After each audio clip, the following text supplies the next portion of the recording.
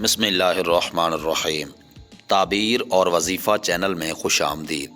معزز سامعین، بغیر انتظار کیے آئیے چلتے ہیں آج کے خوابوں کی تعبیر کی جانب۔ حضرت دانیال علیہ السلام فرماتے ہیں کہ خواب میں باغ دیکھنا عورت ہے، اور اگر دیکھے کہ باغ کو پانی دیتا ہے تو تعبیر یہ ہے کہ اپنی عورت سے جماع کرے گا، اور اگر دیکھے کہ باغ کو پانی دیا ہے اور تر نہیں ہوا ہے تو دلیل یہ ہے کہ اس کی عورت طالب جماع ہے۔ اور اگر کوئی شخص خواب میں دیکھے کہ باغ میں گل و ریحان بوتا ہے، یعنی بیچتا ہے، کاشت کرتا ہے، تو تعبیر یہ ہے کہ صالح یعنی نیک اولاد پیدا ہوگی۔ اور اگر باغ میں دیکھے کہ شفتالو بیچتا ہے تو تعبیر یہ ہے کہ اس کے ہاں لڑکا پیدا ہوگا جو جلدی علم اور ادب سیکھے گا۔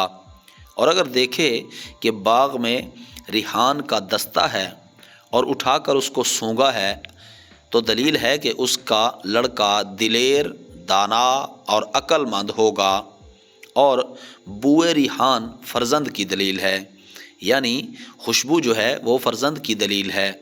اور اگر کوئی شخص اپنے باغ کو سبز اور آباد اور پانی جاری والا اور محل والا دیکھے اور اس میں سے میوے کھائے اور اس کے پاس بھی ہیں اور اپنی عورت کے ساتھ نظارہ کر رہا ہے تو اس کی تعبیر یہ ہے کہ وہ اہل بہشت سے اس کی روح ہے۔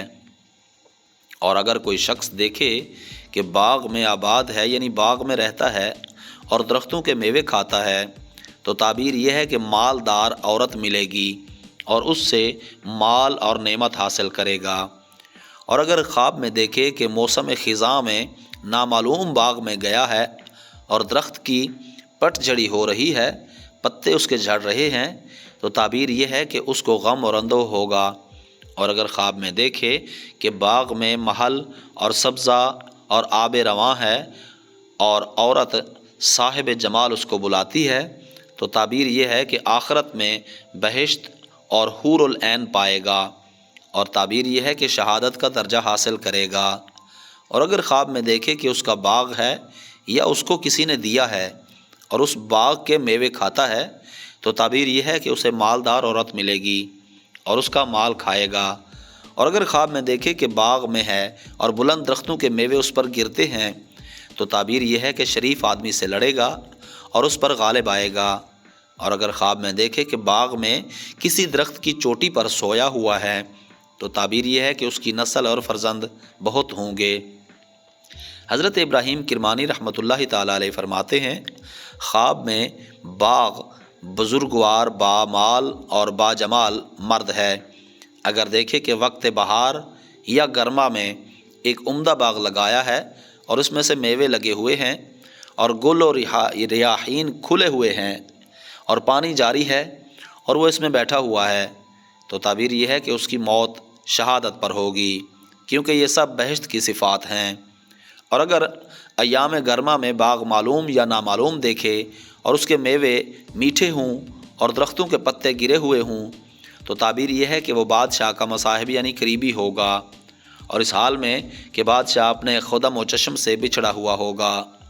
اور اگر سبز باغ کو تابستان میں سرسبز اور میووں سے پر اور اس میں پانی جاری دیکھے اور اس نے باغ کو جڑ سے اکھاڑ کر خراب کر دیا ہے، تو تعبیر یہ ہے کہ اس ملک کے بادشاہ کو ہلاکت کا خوف ہوگا اور کوئی بڑا بادشاہ حملہ کرے گا اور یا وہ معزول ہوگا۔ اور اگر خواب میں دیکھے کہ آگ آئی اور اس نے باغ کے درختوں کو جلا دیا ہے، تو تعبیر یہ ہے کہ بادشاہ کو ناگہانی موت آئے گی۔ اور اگر خواب میں دیکھے کہ باغ کے اندر اونٹوں کو دیکھے، تو تعبیر یہ ہے کہ اس ملک کا بادشاہ دشمنوں پر فتح پائے گا۔ اور اگر خواب میں دیکھے کہ باغ سے میوے جمع کر کے گھر کو لے گیا ہے، تو تعبیر یہ ہے کہ اسی قدر خیر و منفعت حاصل ہوگی۔ اور اگر خواب میں دیکھے کہ باغ میں سے سب کچھ جمع کر رہا ہے، تو تعبیر یہ ہے کہ بادشاہ سے سختی اور رنج کے ساتھ نفع حاصل کرے گا۔